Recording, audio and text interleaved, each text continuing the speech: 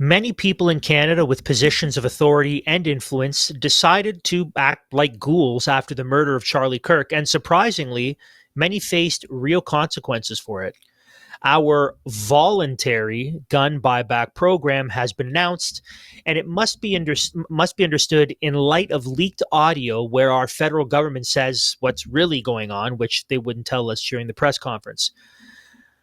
Canada is in moral freefall, and the deep cultural cancer has infected every aspect of Canadian culture. If the last 2 weeks has shown us anything, the only way out of this mess is Christ. It's September 26th. I'm Andrew DiBartolo. That's Matt Halleck. This is Liberty Dispatch.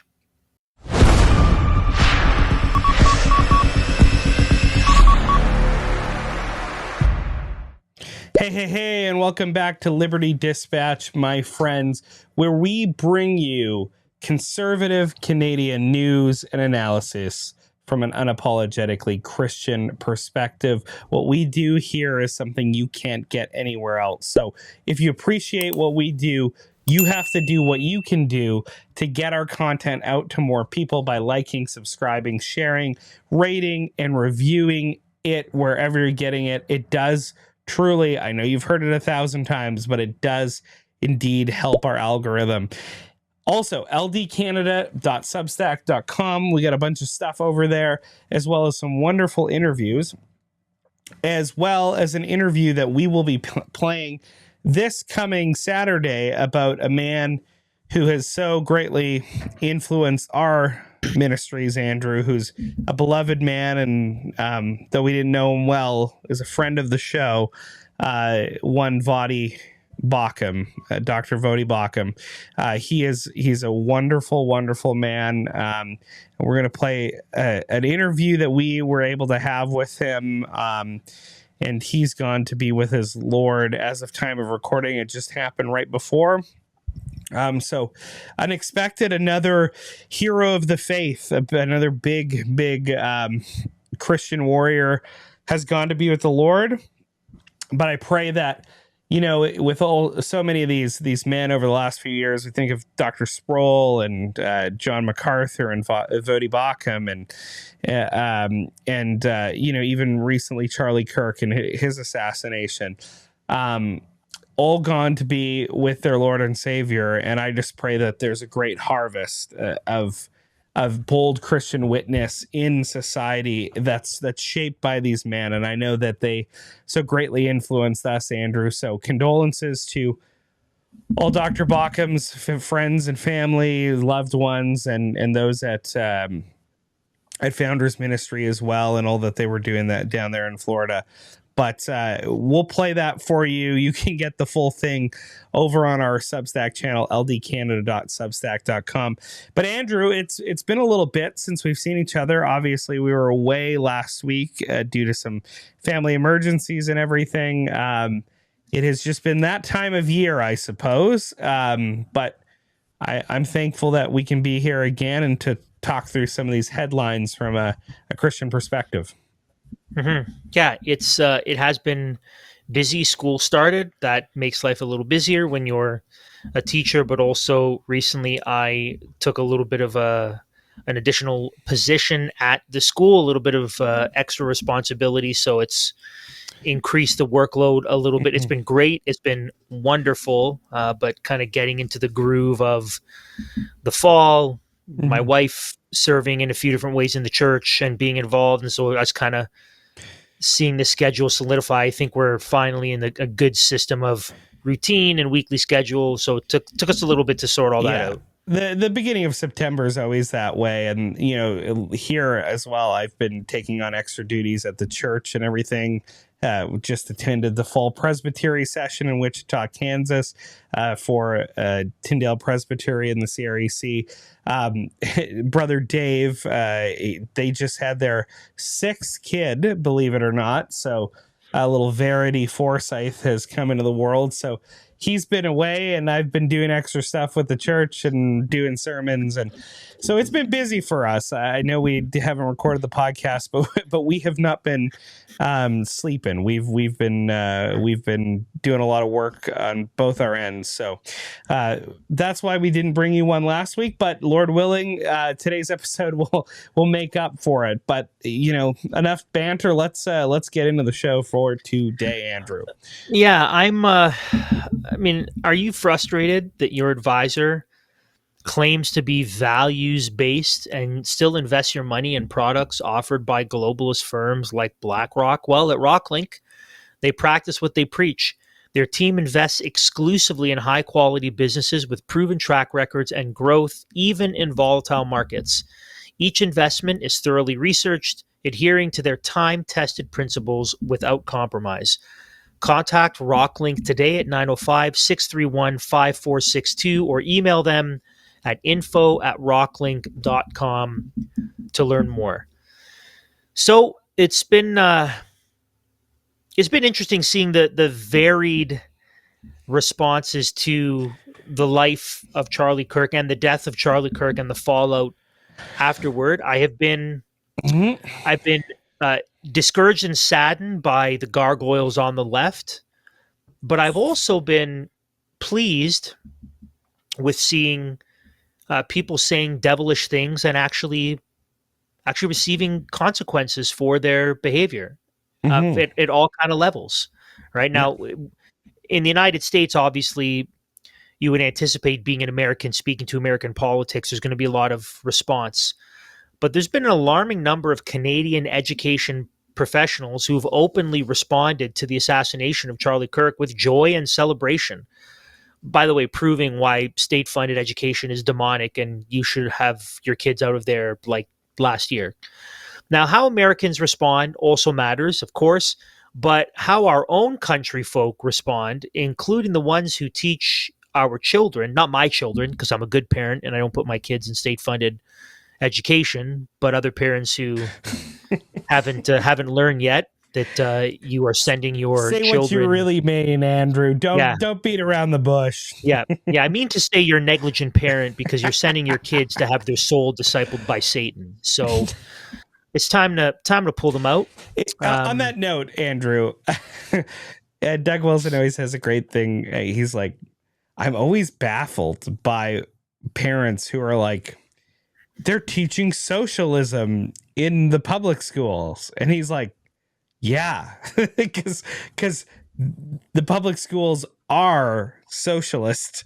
That's always been that's who pushed them. Radical Marxist socialists. And that's what they've always been about. So get your kid out of public school. What are you waiting for? I don't even know. Anyways, the way these Canadian education monsters respond actually matters a lot. I think it's good for us to cover. Now, our first story comes to us from the Canadian Pravda Corporation, formerly known as the CBC. Quote, a University of Toronto professor has been placed on leave after making a controversial comment online in the fatal shooting of right-wing activist Charlie Kirk earlier this week. Even their framing of it is ridiculous, by the way. The fatal shooting of right-wing activist, the assassination of a Christian person engaged in politics. But what do you expect from this state-funded rag? Anyways, according to screenshots, Ruth Marshall, an associate professor of religious studies and political science, posted on her now private X account, formerly Twitter, that shooting is honestly too good for so many of you fascists, CUNTS. So I'm sure that there's a whole subject, a whole class on ethics in social media engagement in her religious studies and political science class. Anyways, Marshall's post was criticized by many users online, including Ontario's Minister of Colleges, Universities, Research Excellence and Security, Nolan Quinn.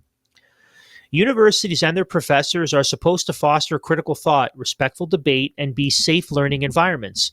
And this professor's violent rhetoric flagrantly flies in the face of that. I've been clear with the University of Toronto, they need to act, wrote Quinn on social media on Wednesday. In a statement to CBC News, a spokesperson for the University of Toronto said the university took immediate action after learning of the professor's social media post. The faculty member is now on leave and not on campus. The matter is being looked into, and the university will be commenting further, the unnamed spokesperson said in a statement on Thursday, close quote. It's only because of the backlash. If there was no backlash, they would have been totally fine with what she said and done nothing about it. But yeah, there's good the for the tweet. backlash. I have the tweet up on screen here. What a ghoul. Yeah. Look at even her name. Dr. Ruth Marshall is kicking against the pricks. Oh, thank you, Dr. Ruth Marshall. You know, without you, we would definitely fall into a fascist state that we could never get out of. These people have no idea what fascism means. Like that to me, as a guy who they actually do not. You're not even saying that hyperbolically. No, right? I'm not. Like they don't know what fascism means, as if they've never been there. No, they can't even define it properly. That's what they can't provide a simple definition. And as a guy who I like to be careful in the way that I'm framing things. It drives me absolutely up a wall because there's actually fascism happening in society, like all over the place. In fact, our prime minister is a chief proponent of fascism through public-private partnerships sponsored by organizations like the WEF, the IMF, the UN, all these things. Like they're actually pushing fascism. And they're just totally silent and ignorant about it. Anyways, the point stands. This lady is an absolute moron and a gargoyle. Although Google is also moronic. Although, did you see, Andrew, that YouTube is apparently restoring accounts that they canceled during COVID? Because they've had to admit that they worked with the federal government to cancel dissenting voices, like exactly like we were all saying forever. It's just because they don't want to get in trouble. That's all. 100%. It's always a limited hangout. I'll allow it. But the question is, does anybody still have the login for LCC? I don't know, because I think they had a pretty good channel when we got kicked off both times. So, anyways. Andrew, that's post-secondary. That's an example of a post-secondary teacher. Then we have this wild story at an elementary school, and this story comes to us from the Toronto Sun that also, No, Toronto Sun's good. It's a little bit better. The Star is bad. The Star is bad. Yeah, sorry. The Sun is good. The Sun has okay. What's his name? Is Lily? Is that the one Lily's at? Yeah. Brian Lilly writes for. Yeah. That's going to say Brian Lilly. The Sun's good. The Sun's good. The Sunshine Girl, star. not so good. Yeah. The Sunshine Girl, not so good. But the Toronto Sun, that's okay. Yeah, it's okay. But even then, it's Lily. I think Lily's pretty good. But I'm pretty sure even they have Warren Kinsella, and that guy's a modern liberal kind of guy, and I know he looks like a conservative now because the left has gone crazy. But anyways, this comes from the Toronto Sun, not the Toronto Star, which is a really bad publication. So here from the Toronto Sun, can anybody imagine a teacher showing students as young as 10 the video of Charlie Kirk being murdered by a gunshot to the neck? Well, probably. But anyways, the Toronto District School Board is investigating an allegation of this happening at the Scarborough Elementary School. First, the University of Toronto professor, we just read the story, was sent home for an X post that appeared after the shooting, suggesting shooting is, quote, too good for fascists. And now the TDSB has done the same with a teacher who allegedly showed a grade 5 and 6 class Kirk's assassination in Utah. The Corvette Junior Public School teacher was not in class Friday while the TDSB investigates the complaint from the parents that a class of 10 and 11-year-olds were showing graphic videos of the slaying.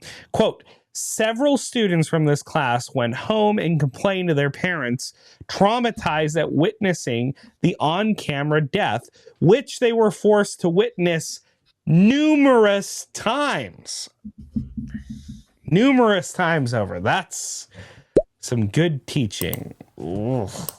A source close to the situation alleged, quote, parents subsequently reached out to the school administrators who will be putting him on leave at the start of the school day, September 12th, 2025. The school's principal, Jennifer Koptai, sent a letter home to parents outlining the situation. Quote, we are writing to inform you about an incident that is reported to have taken place in your child's class yesterday. During class, students were said to have been shown a portion of a violent video in response to questions being asked about a recent tragic event in the United States. The teacher has been relieved of all teaching responsibilities pending the outcome of the investigation and will not be at the school, she wrote. So there you go. Turns out maybe there's still a little bit of, sense left in the minds God hasn't handed Canada over yet fully. Not yet fully. We're getting there. I mean, it's sad that it's like, okay, the only thing that we can agree is bad at this point is like celebrating somebody's brutal assassination. Watching a video of someone being murdered. But we can agree that that's bad. But that stuff though, like I think there's a point that needs to be, that stuff was like for the seedy dark web at one point, right? Like that was for the dark recesses of someone's mind and imagination or the internet. And now, although we can be thankful that there's consequences coming from this, we're just seeing how mainstream this is, that this is taking place with school teachers in public institutions, some tenured professors, this mindset, this thinking is more mainstream than it ought. Even our elected officials, Matt, right? And not everyone who celebrates a brutal murder gets punished for it, as evidenced by the next story. I know you know. Yeah, this is your neck of the woods. Okay? I know. So, I wrote letters about this. I wrote letters to my premier, and I did not get a response. This is from the Western Standard, quote, Manitoba's NDP Minister of Families, Nahanni Fontaine, is facing backlash after posting harsh remarks about U.S. conservative activist Charlie Kirk, who was assassinated on September 10th, during an event at Utah Valley University.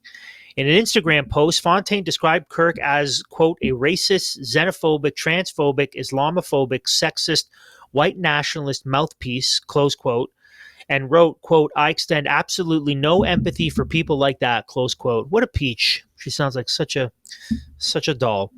Fontaine serves in Kinyu's cabinet and is listed on a verified Instagram account as Minister for Families, Accessibility, and Women and Gender Equity. Minister of Satan. Minister of Satan. That's her title. Manitoba's she's premier. Absolutely the worst actor. Yeah. I can't explain it. So Manitoba's premier, right, basically said, well, you should be punished for this. Nope, that's not what that coward said.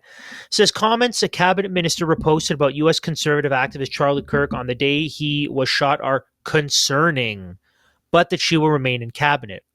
Premier Wab Kinyu said Friday he spoke to Fontaine after he found out about the post and asked her to issue an apology.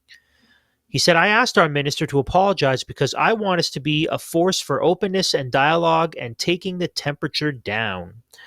In response to a request from CBC Manitoba, Fontaine's press secretary on Friday released a statement from the minister. Obviously not written by her, and she doesn't actually believe this, but this is what has been delivered on her behalf. Quote, I apologize for sharing a post yesterday on the murder of Charlie Kirk. Violence has no place in our democracy. Political debate is achieved with words and discussion. In a world too often divided, because of you, we should strive to show empathy to everyone, even those we don't agree with. She doesn't think that. She's a evil, terrible, hateful person who's happy he's dead because she believes all these things about him. Yeah. No, absolutely. Like she believes exactly what she reposted in the Charlie Kirk. That's and if in her words, because there was a good montage going around social media of Nahani Fontaine continuously parroting this line that when they show you who they are, you should believe them. And we should take her advice in this case, because if she shows you who she is, that she's an insane Marxist who wants all her ideological opponents, even her own constituents, murdered violently if they disagree with her. That's actually what she thinks. Like that's what she put forward. And as the Minister for Health and Family, it should be noted the thing that she reposted brought Charlie Kirk's family into the discussion by saying that she hopes that Kirk's kids grow up in a country that looks nothing like the country that he wanted. And that would be a country that forwards open political debate through words and discussion. Matt, you're starting to sound like a fascist to me. You're starting to sound real fascist, man. Yeah. But this is who we, and Wab Kinew, listen, Wab Kinew is a horrible, horrible man. He's a terrible man, and he's tried to put himself off like a respectable, moderate, kind of centrist. But the guy's a wild-eyed Marxist. He has some of the most radical people surrounding him in Canadian politics, including Usoma Asaguera, who is a confused black woman who believes she's a black man, and she used to be the MLA for my riding. And Nahani Fontaine is one of them. Now, this isn't the first controversy of Fontaine. Right. She has a blackened heart, and it shows because her first big controversy came when she was working with Manitoba's for Disabilities. I think she was a minister for maybe it might have even been in this role, or Manitoba's with Disabilities or something like that. I don't know all the ministerial things, but she freaked out on a sign language translator because it was distracting her when she was trying to give a speech. And then a lot of people phoned in and complained, and Kinew didn't do anything about it. The woman is a Marxist through and through, and she has the same blackened heart that all Marxists historically have had. She's an awful, awful human being. And you should believe her when she shows you that, which she obviously did in her response to Charlie Kirk's assassination. Inflation through the roof. Food costs went up 10.6% in February. Censorship of dissident voices, freezing of bank accounts. Justin Trudeau invoking emergency powers against the truckers. Banks can now freeze their personal accounts, the accounts of anyone linked to the Freedom Convoy. Digital surveillance and communism spreading. What do we want? Basic income! With the basic income, I felt a sense of security because I didn't have to worry about not going hungry, and I didn't have to worry about being kicked out of my apartment. The government is on the verge of bankruptcy, and they're coming for your money. Canada's federal debt increasing in real time, now surpassing $1.2 trillion. This debt is draining taxpayer dollars, with interest alone costing $54 billion this year. It's time to break free and start saving in money they can't take from you. Since 2013, the folks at Bull Bitcoin have one mission: destroy central banking. Bull Bitcoin is the most trusted Bitcoin company in Canada. They empower you to buy, sell, and pay bills with Bitcoin. They are 100% non-custodial,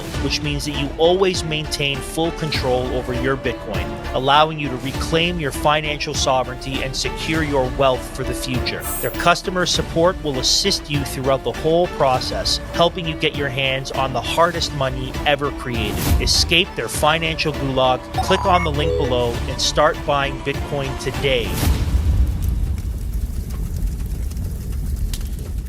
Well, Andrew, I know this is a story very close to your heart, No, it's not. Why would you say that? No. This is not close to my heart at all. Because you feel bad for, no. for gun owners like me. Yeah. Well, That's what I'm I talking about. tragically lost all of my firearms in an ice fishing accident. So, Yes. oh, they're gone. It brings back that traumatic memory that you have from that obviously horribly traumatic experience that you have. Now I can't get any money for my guns. Oh. Yeah, but thankfully, Andrew, you're much safer now than you have ever been. So yeah, that's the silver lining. So that's good. Anyways, the federal government, Andrew, they have announced that they're going full steam ahead with their gun buyback program. And now it's open to citizens to give up their guns, to relinquish their freedoms and set themselves up for even more tyranny with no ability to defend themselves. Oh, but Andrew, you're not being a crazy conspiracy theorist. When has the Canadian government ever been tyrannical? Well, and also, when has it ever been the case that genocide and tyranny from the state has ever followed the confiscation of weapons from the citizenry? I mean, when has that ever happened? I literally can only think of like dozens of examples, but only dozens, Andrew. Only about 25 off the top of my head. Yeah, yes, only that. But Andrew, we have a video that we want to play for everybody concerning. Yeah, if you're driving and if you're listening to this and you're driving and it's late and you're tired, you need to stop because you will die. This will put you to sleep and you will die at the wheel. You need to pull over and listen when you're more alert, because this is just, it's awful. Anyways. Good afternoon. I would like to begin by acknowledging that we're gathered here on the traditional unceded territories of the Anishinaabe Algonquin peoples. I want to thank everyone for being here today. Pause for a sec. We should definitely give back the land because do you know how we took it, Matt? With guns. That's how we took it, with guns. We should. So if they're going to take our guns, then we should give back the land because we took it with guns. Yeah. What a maroon. Anyways, I just we've talked about how this insane virtue signaling is not only a blatant lie, but it's had horrible consequences. Mm. But we don't have time to get into that. This guy's an absolute clown show. Man, Andrew, the Liberals obviously hate Canadians, right? When they put these types of people forward, and Canada, Canadians and Canada, like Anna Sangri is an absolute clown, and he's been proven to be just that over and over and over again. And Mark Carney's like, he's great. Everyone who has joined us today, Cabinet, caucus colleagues, law enforcement advocates for the policy that we're talking about. With me here at the podium is my cabinet colleague, Nathalie Prevost, Secretary of State for Nature, as well as Robert Walsh, Chief Secretary of State for Nature. I have to say something weird. Why is the guy who's behind on the right there with the green tie? Am I the only one that finds him to be ethnically ambiguous? Am I the only one that thinks that? Surely you have to be because you look at him he looks almost like he looks like he look, but he also looks a little bit. He looks but he looks like Benicio del Toro a little bit. But I don't know. He's got a weird face and really big ears. He's ethnically ambiguous, and it's disturbing me, and I just wanted to invite everyone along for that ride so we can continue. I just want to point that out because it's bothering me. They need a white liberal lady with short hair to seem really serious. Some ethnic lady, I don't know, this guy, this old guy, and then ambiguous, and then just someone lurking in the background, which is just lurking. Anyways, we will be hearing from them in a minute. I want to start by drawing your attention to the AR-15, specifically AR AR-15A2 Sporter Competition N-Bar. It is one of hundreds of AR firearm variants that we have banned. This weapon is derived from a weapon of war. It fires .223 Remington or 5.56 millimeter NATO caliber ammunition. It has the power to penetrate body armor, and a version of this weapon is associated with the deadliest mass shooting in Canadian history at Portapique, Nova Scotia in 2020. We know, and the vast majority of Canadians know, that this gun and ones like it have to be removed from our communities. During the election campaign, we committed to moving ahead with implementing an efficient gun buyback program for assault-style firearms, such as the AR-15s. Did he just say one of efficient the government yeah program? one of the weapons on those list one of the weapons on that list is the GSG-16, which looks like a scary gun. Ooh, it looks like an MP5. Ooh, but it fires 22. It basically fires it fires the smallest ammunition you can get in a firearm, but it looks scary. Ooh. I think this all just started from like one time Justin Trudeau went to a gun store and he was like, he's never been in a gun store. He's never been in a gun store. All these scary ones, we must ban them. Yeah. Ooh, the black ones are scarier. Yeah. Keep going. I know. It hurts. It hurts. Today, we're here to talk about our government's next steps in making good on that promise to Canadians. The promise of an efficient gun buyback program where the taxpayers have to foot the bill to buy back the guns of legal gun owning citizens is it's not even fair how oxymoronic that is. Like that's not at all efficient. And it's also it's euphemistic to call it a buyback program, as though the lawful gun owners ever bought the things from the government in the first place. They didn't. This is horrible. It's an obvious boondoggle. And every step of the way, all of these gun buyback programs and confiscations and stuff have cost the taxpayers millions and upon millions of dollars and have done the negative to stop gun violence in Canada. The Assault-Style Firearms Compensation Program provides a way for firearm owners to safely dispose of and or deactivate their assault-style firearm and receive compensation in return. This program is voluntary. Nobody is having their weapon confiscated. People who use rifles to hunt can still hunt. If you want to purchase a hunting rifle, there are 19,000 legal options available in the Canadian market. An AR-15 is not one of those options, nor should it be one of those options. No, it should be. The program has been running for a while now. The first round of buybacks for businesses closed the end of April of this year. Through that program, over 12,000 firearms were claimed and destroyed, with over $22 million in compensation given to businesses. Beautiful. Now we're moving That's to a the lot next of taxpayer phase, money. the opening of the program to individual owners. Well, what they also don't We're say is starting destroyed with a and probably pilot sent over to in Ukraine. Cape Breton, Nova Scotia. Yeah, and the problem too is these are like stores with inventory that like they're not even owned. They're like sitting on shelves, and because of the gun buyback program, a lot of these places had to go out of business because there was a question mark in like what they could even sell legally.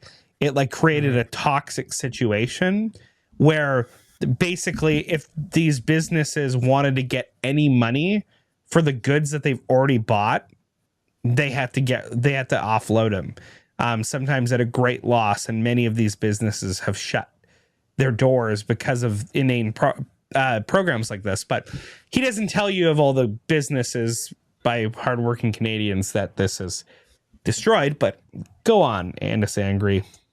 And I want to acknowledge the two MPs we have here from Cape Breton, Mike Calway and Jaime Batiste.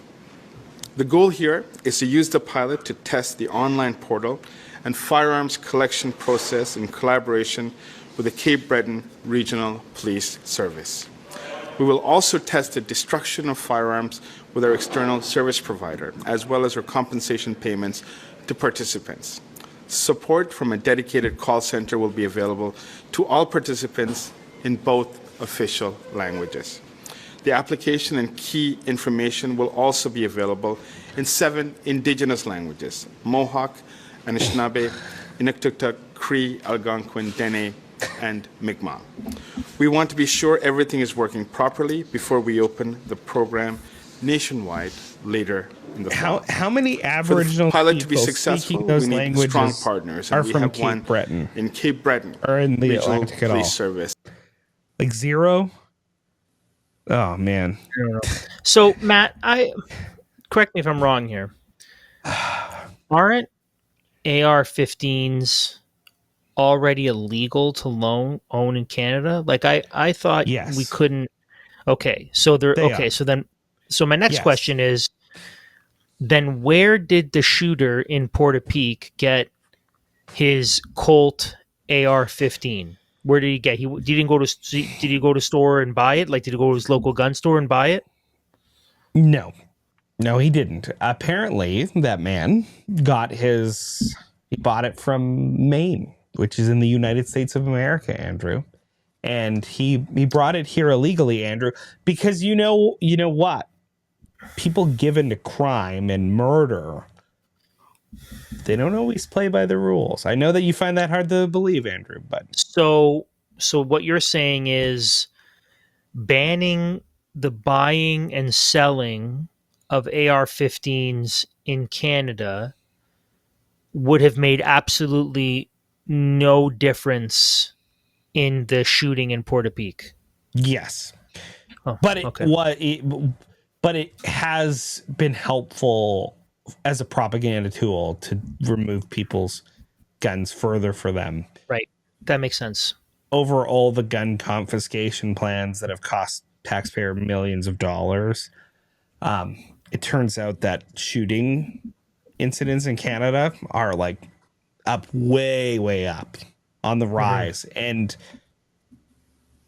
even the cops recognize it's none of these scary guns that they're being banned. It's all illegal firearms, mainly coming over from the United States of America, that are terribly lax federal government border policy has allowed to happen with impunity. So,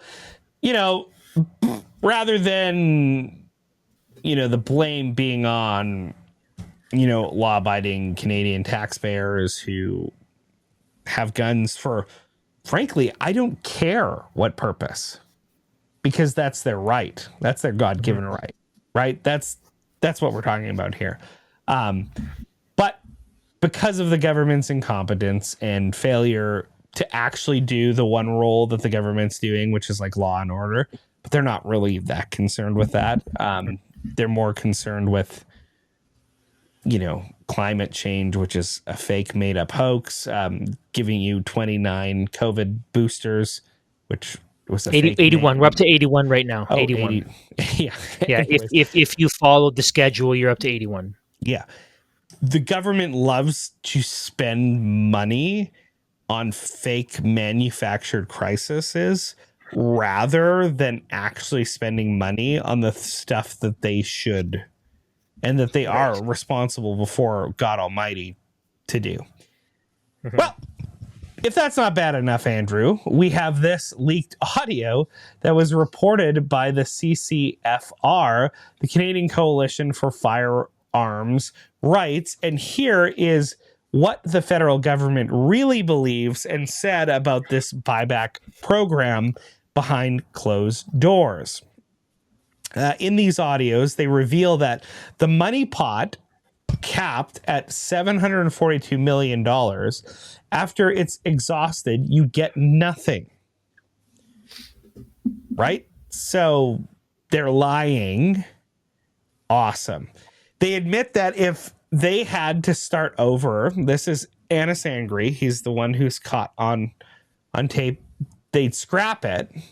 But it was a campaign promise to the liberal idiots who support them, who know nothing about guns. And they admit that gun owners will not get fair compensation. So not only they're stealing the gun from them, they're not even providing them with the proper restitution. So awesome. Apparently not everyone is planning on playing ball. In fact, the Ontario Provincial Police, good for them, the OPP, says it will not participate in this buyback program, which is really good. This story is from the Toronto Star. The Ontario Provincial Police, the OPP, has refused to participate in the Carney government gun buyback program. Public Safety Minister Gary Anasangri, that's his first name, Gary. It's not his real first name, but anyway, said Wednesday, as he vowed the Liberals will still have a robust ability to complete the program with municipal police participation and collection facilities across Canada. The OPP's refusal comes after months of negotiations and may throw a wrench in Ottawa's long-delayed plans to buy back thousands of weapons in it's banned, since 2020, following a massacre in Nova Scotia that killed 22 people from a gun that was not bought in Canada, that was illegally smuggled over the border, as we've just said. With the provincial force also responsible for more than a quarter of the policing in Ontario, it means the federal government will have to reach agreements with municipal police forces such as Toronto Police, Peel Police, and others while finding a solution to cover areas without a local force. So there you go. Good job. Good job, Doug. Mm-hmm. I mean, you don't get hardly anything right, but when you do, we should comment on you doing that. You're still a fake conservative and a loser, but we are appreciative that you get, that even a broken clock's right, twice a day. So anyways, unless it's a 24-hour clock, it's only right once a day. Yeah, that's true.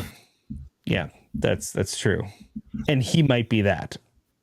Mm-hmm. Or he might be a sort of clock whose arms are ripped off, so he's never right. Yeah. There are no arms. He's always wrong. Yeah. I don't know what we're talking about anymore. Let's play an ad. Now is not the time to surrender or retreat. Now is the time to build. It's not time to simply complain. It's time to get to work. It's time for people who share the values that built this nation to be open about them, to celebrate them, and to defend them. Our goal at Resistance Coffee has always been bigger than coffee. We want to fill the cup of every patriot in this land. We want to fuel a resistance of ordinary Canadians with extraordinary values. We want to encourage and inspire people who feel like they've lost their home to take it back.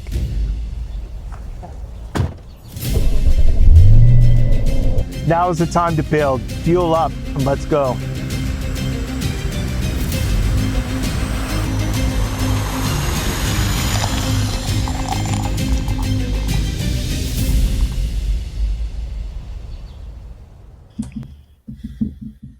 Not elbows up, fuel up. Yeah. Alex is a big dude, eh? Like I don't know if his wife's just really small or he's kind of a big dude. He looks like a big dude in that. When he hugs you, you feel safe. Thumbs up to Alex and all they're doing. I feel safe in it. Okay. Friends, we've already shown you how many Canadians rejoiced over the assassination of Charlie Kirk. Now, that's vile. Mm-hmm. But what's interesting is that we also go easy on rapists and we recognize murderous states in Canada. That's who we are as a nation. Okay. These stories come to us from the National Post. Quote, a Calgary judge knocked 2 years off a 10-year sentence she would have given a man who terrorized and repeatedly sexually assaulted a 12-year-old girl he met when he was 25 because the offender is Indigenous. The man of Cree heritage on his mother's side, who first met the girl on Instagram, is identified only as RJM in a decision from the Alberta Court of Justice, now known as the Alberta Court of Injustice. His victim, who he assaulted and threatened to kill multiple times between the spring and fall of 2023, is identified as AB. The offender repeatedly had sexual intercourse with her, knowing that he held the power in the situation not only because of their age difference, but also because he had inflicted physical harm on her and psychological terror to ensure that she would comply, Justice James Williams wrote in a recent decision. RJM's lawyer argued for a 6-year sentence for her client, who also pleaded guilty to leading police on a wild chase before he was arrested in September 2023, and to threatening the girl and her mother once he was locked up to convince her to recant her statement to police. The Crown recommended the man be sentenced to 10 years, but for his GLADU factors, I would have imposed the sentence sought by the Crown, Williams said in her decision dated September 15th, that sentenced RJM to 8 years in prison. What are GLADU principles, you're wondering? Well, they were set out in the Supreme Court of Canada decision a quarter century back and indicate sentencing judges must consider the unique circumstances of Indigenous offenders, as well as systemic issues like the impact of residential schools, to address the overrepresentation of Indigenous people in Canada's prisons. The offender's life has been directly influenced by many of the GLADU factors, Williams said. He has existed for extended periods of time in his life in a state of severe poverty or homelessness. He's undereducated. He has struggled with severe addiction issues, and as a child was taken from his family and placed in a foster care system where he was sexually abused and separated from his siblings. The racism he faced in his own family and in the outside world no doubt impacted his views as to how others should be treated. According to the decision, RJM lives his life in a state of fight versus flight. It is a direct reflection of how he has been forced to live since a very young age. Close quote. You know what? I think I can. I will say yes. This man's clearly in pain, and clearly his life is difficult. So, I mean, ideally, that should all be over because he should be executed by the state anyways, in which case he doesn't have to suffer anymore, although there's a greater suffering that would wait for him. But nevertheless, that's absolutely disgusting, and that judge is an evil judge, and the whole system is completely gross and vile and despicable. That's the only really way to summarize that story. And notice, like, this insanely empathetic take pities someone who violently assaulted and raped somebody, like a young girl. In forwarding this outcome, she shows no compassion for the victim. Right. She shows no sense of justice. She shows it to who she perceives to be the victim. She is completely partial. And she doesn't even believe this man has agency. Right? Not only did all this bad stuff that she's talking about occur in his life, but essentially at the end of the day, she says he's too much of a worthless fool, terrible human being that he actually has no agency upon which we can hold him accountable. This is a level of evil in her worldview that she's so blinded to because she's what Rushdoony would call an environmentalist, which is a confusing term because we use that for the green cultists. But the point that he's getting at is a person who believes that human beings are ultimately a product of their environment, that human beings really do lack agency. So my question to this judge is, if all human beings are a product of their environment and therefore their actions are just, random chance collisions of chemicals. They have no actual agency. How would you ever punish crime within that system? How would any human being have agency? Well, all the white people, the white people specifically, the men would be the ones getting punished, the only ones. Well, but here's the ironically racist thing about what this judge is doing is she would if you and I did this crime, she would probably be like, well, throw him in jail, lock away the key, which would have actually been the right. She would have got it right. But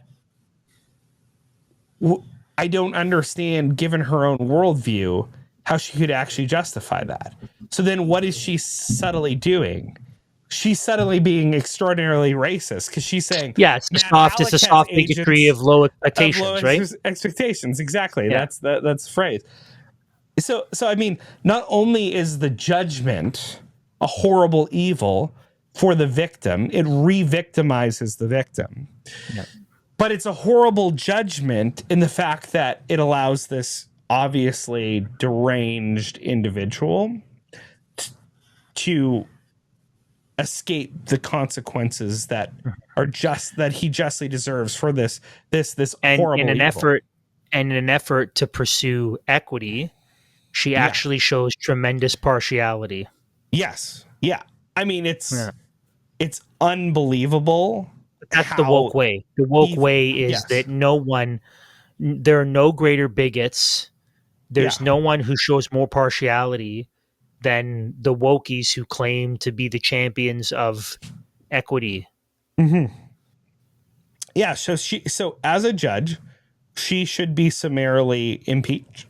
She should never be able to show her face in a courtroom anywhere. This is an abomination. She should be, sitting in sackcloth and ashes in repentance before the Lord right now.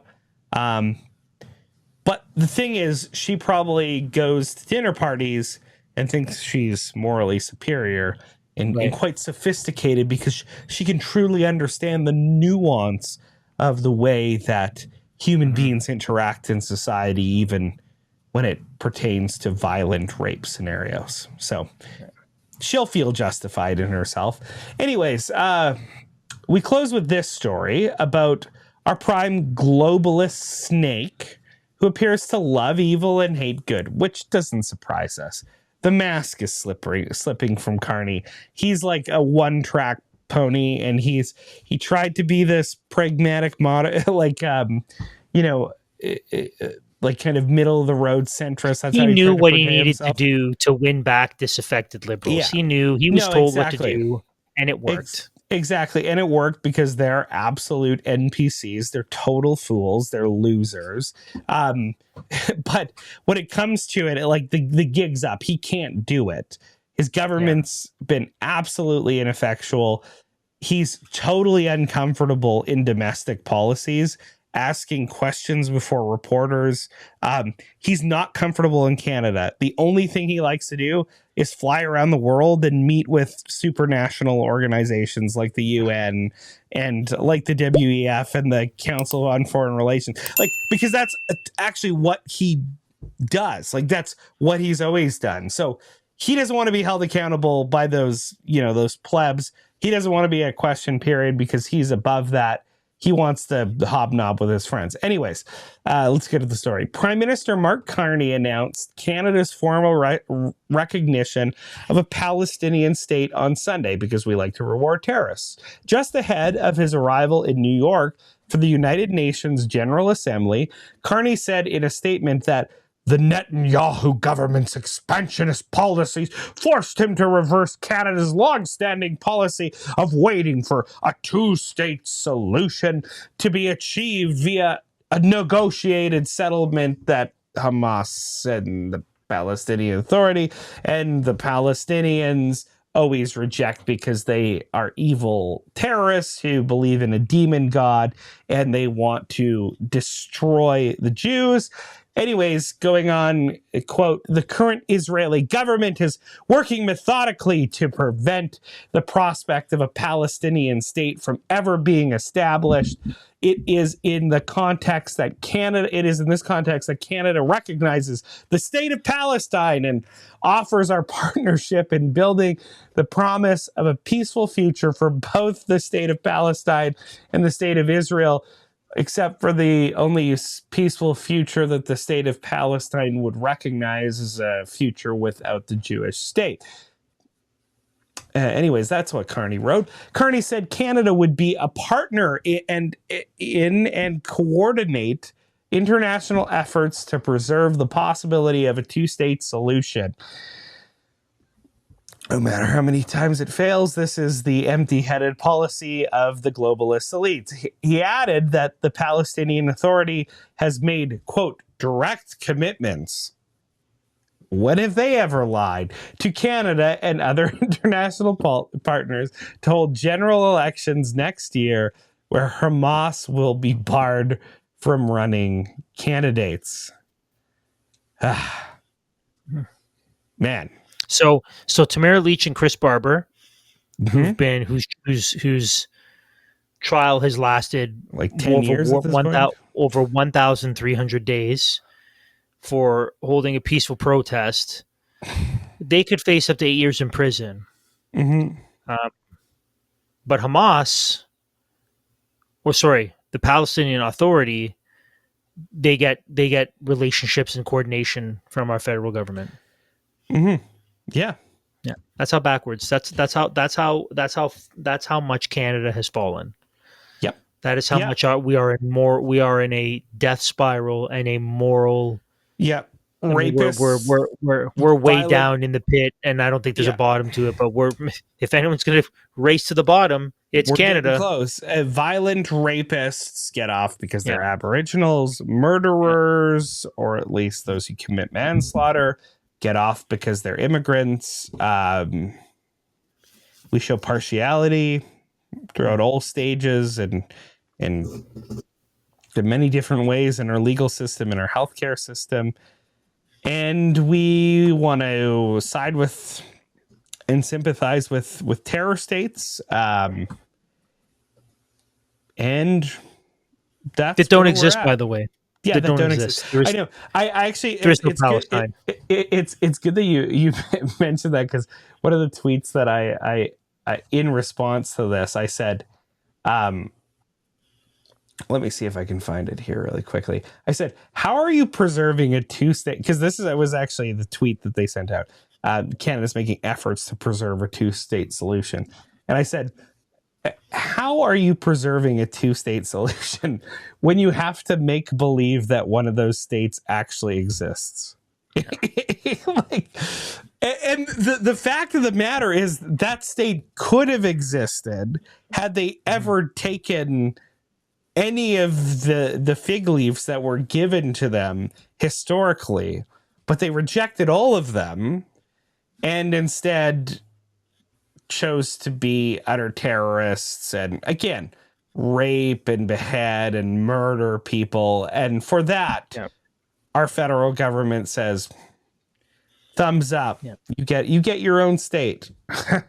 Nothing can go wrong. Nothing can go wrong. I can't imagine a world where something would go wrong in that equation, Andrew. So there you go. A little bit depressing, but well, I think that it's just a reminder for us that the importance of educating our own kids, taking our own health and welfare as a responsibility, taking it seriously as our responsibility, living in good Christian community, and being salt and light in the culture around us is arguably more important than it's ever been in our country, and continues to become increasingly important with every passing day, with every passing story. The further Canada falls into satanic death cultism, the more we need to affirm what's true and live out interestingly enough, simple, non-glamorous kind of obedience that sets our kids up for the future of actually rebuilding a Christian nation. Like that's we need to be committed to that. And I mean, I said not really in jest, I meant it. If your kids are still in public school, I really don't know what to tell you. You're doing a bad job. You're just doing a bad job. Like, get them out. Like, at this, we're beyond the point of understanding. Like, I don't care what your excuse is. I'm a single mom. I have 3 kids. Then you need to find a church that'll support you. Do whatever you need to do to connect with the church that'll support you. I got churches that support people. Yeah. I have churches. If that's you, if you're a single mom with 3 kids and what do I do? My only option is public school. You can email us and I will connect you with the church that will help you move there and do what's required so your kids can receive a non-satanic education. So that the options are out there. You just have to be willing to do what's necessary. But educating our kids, solid Christian communities, and actually being salt and light and engaging are as important as they've ever been. And we just can't stop. We cannot stop. We clearly see that darkness hates the light and that evil rails against good. And we cannot back down. We cannot stop. We cannot be silent. Now's the time to continue to press forward and to mount an offensive against the gates of hell and build and fight and build and fight and build and fight for our kids and our grandkids. That's it. Mm-hmm. That's the takeaway. It's really as simple as that. You said it well. I'm going to sign us off, but as we go out, I just want to say once again that this episode is dedicated friend of the show, Dr. Vody Bakum, and I want him to be able to lead us out after I do the lead out, because we did lose a hero of the faith, we did lose a giant, and we do want people to hear his words echo in their ears as we sign off. So, as every time we say, for freedom Christ has set you free, stand firm, therefore, and do not submit again to yoke of slavery. Be well, brothers. You are going to hear a rumor one day that Vody Bakum is no more. Don't you believe it? Don't you believe it? Don't you believe it? Because though I die, I will rise with Christ. It will not be the end of me. Because Christ is raised, and I too will be raised with Christ. That is why he is called the firstborn from the dead. Folks, you don't talk about a firstborn unless there's others who are born after him. Don't you pity me. You pity the one who wants to hold on to Jesus without holding on to the resurrection. You pity the one who has absolutely no hope because they have no resurrected Christ.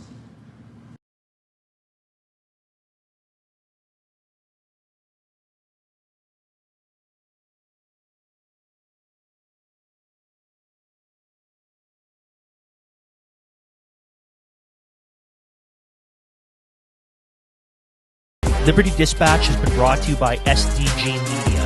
If you want to stay in touch with us and all things Liberty Dispatch, join our email list, or support the show, head over to ldcanada.substack.com.